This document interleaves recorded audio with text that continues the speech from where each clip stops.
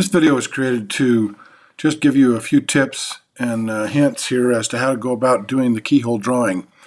There are important elements here with the geometry. So the first thing I want to talk about is just what the geometry looks like here. If you just look at this drawing, you can see that on the left-hand side, these features over here are very similar. In fact, they are exactly the same as these features on this side over here, making this part symmetrical. And it's symmetrical about this line, this axis right here. So the ones on the objects on this side of the line are identical to those on the right side of the line, of this vertical line here. That means it's a symmetrical part, and therefore we can use the mirror command.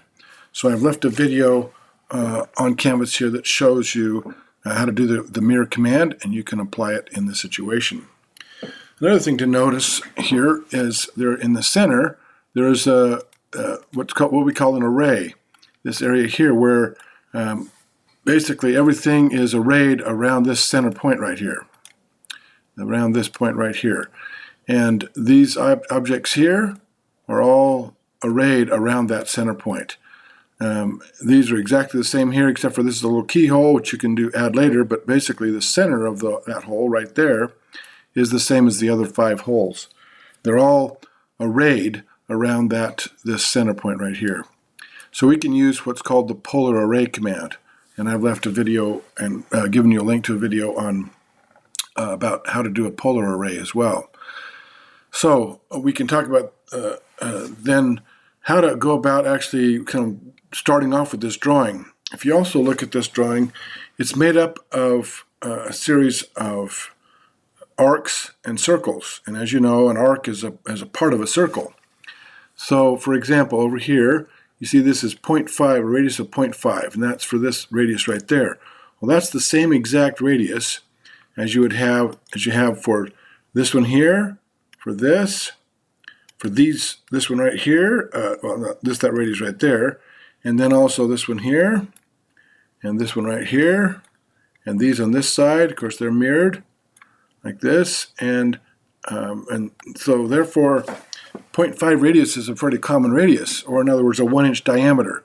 So really, if you look at this drawing, you have all 4 corners here are made up of circles, and you have these circles here are concentric. So you have a smaller circle and a larger circle. The smaller circle is this radius right here, this diameter 0.562, but it's concentric, or in other words, they share the same center line with the one that's the 1-inch diameter, or the 1/2-inch radius.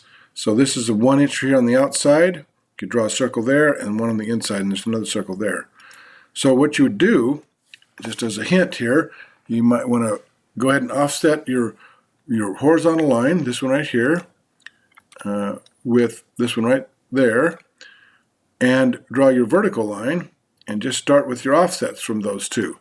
So offset from here over the 4.125, that gets you to the center line of this, and offset, and so on to 2.749 gives you the offset to here, and then you've got the vertical, the vertical, you're offsetting this line here up to the top up here. As soon as you do that, now you can offset to this next one, which is the center line of this circle here.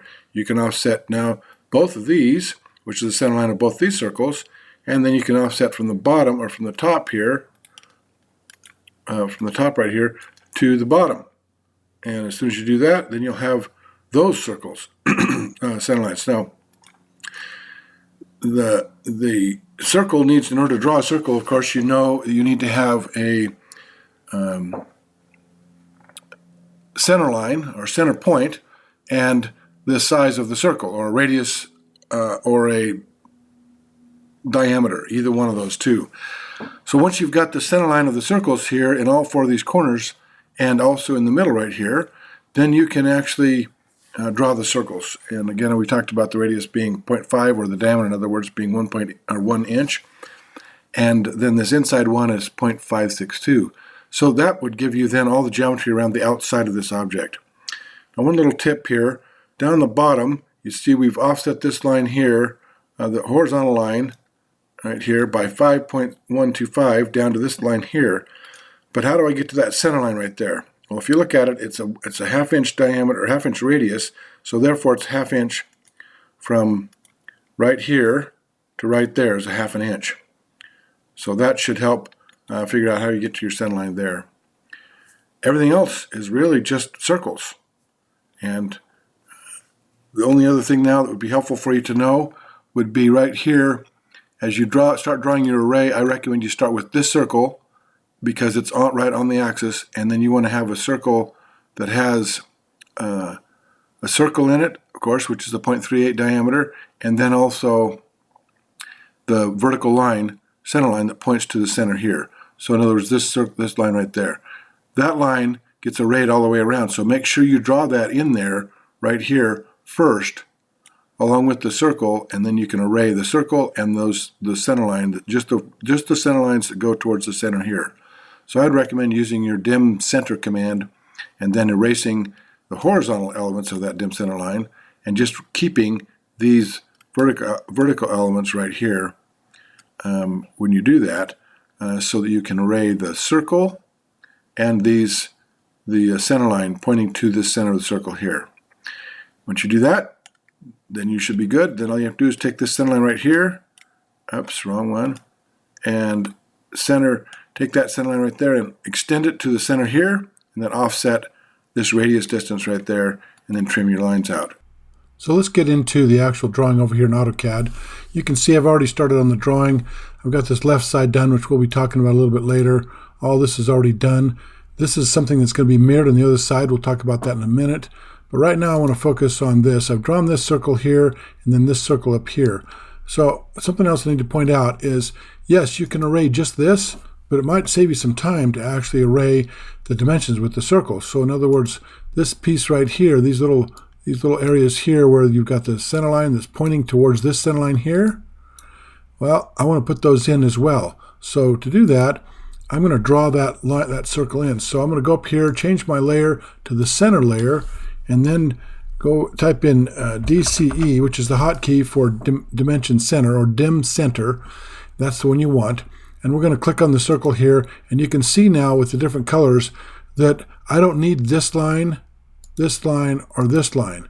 I want the one that's pointing towards the center down here in this area. So I'm going to delete those three. So I have remaining this one, and this one. That's what I want to array along with this one right here.